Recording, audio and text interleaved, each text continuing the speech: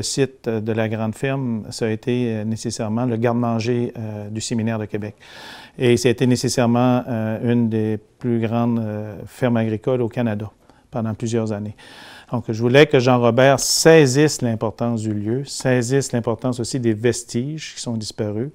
Et une des dimensions importantes, c'est les résidents de la Côte-de-Beaupré. Ce sont des résidents qui ont marqué leur territoire, qui ont marqué la possession de la Côte-de-Beaupré et qui ont vécu très longtemps avec le fleuve. Donc, avant qu'on ait des routes qui étaient carrossables, on a véhiculé par le fleuve. Donc, je voulais que notre artiste prenne possession du lieu. Puis, en même temps, vous savez, dans l'intégration des arts en architecture, des fois, ce sont sur des constructions vraiment contemporaines, de nouvelles constructions, et on destine un endroit pour accrocher ou mettre l'œuvre.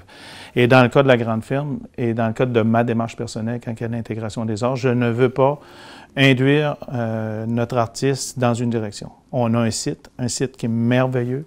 Tu peux prendre possession du site dans la mesure où tu n'interviens pas sur le cadre bâti, parce que c'est tout de même un monument classé, et propose-nous une œuvre et fais-nous sourire.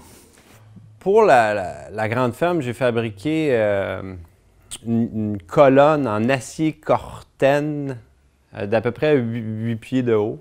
J'ai récupéré des anciennes poteaux qu'il y avait sur la galerie. Puis j'ai utilisé ces poteaux-là pour les mouler. Puis là, ben, j'attache des moules en aluminium, donc des formes en aluminium, comme pour parler du patrimoine bâti de la vieille ferme, de son architecture en même temps que de son passé. Puis là, j'ai mélangé à tout ça mon travail habituel, donc un personnage qui rappelle vaguement le fermier, disons. J'ai décidé d'inclure, comme des petits trésors dans la sculpture, des éléments symboliques. Donc, il y a comme des mini-citrouilles de cachées dans ça. Il y a 2 petites pelles, puis il y a un coffre. Le titre de la sculpture, c'est « Engranger la bâture ». Donc, c'est comme, je m'amusais symboliquement là, à parler de récolte.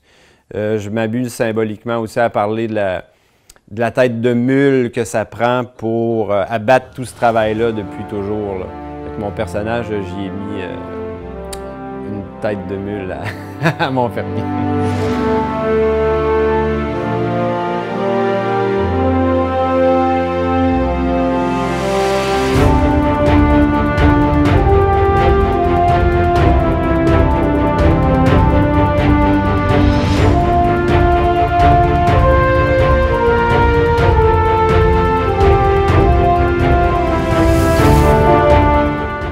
Les projets d'art public, ça ne vient pas toujours de façon instantanée. Puis comme Cap-Tourmente n'est pas si loin que ça de Québec, je suis retourné à peu près 3 fois m'imprégner du lieu, passer du temps, m'asseoir sur les tables de pique-nique qu'il y avait, que je ne sais pas s'il y a encore, aller sur la galerie.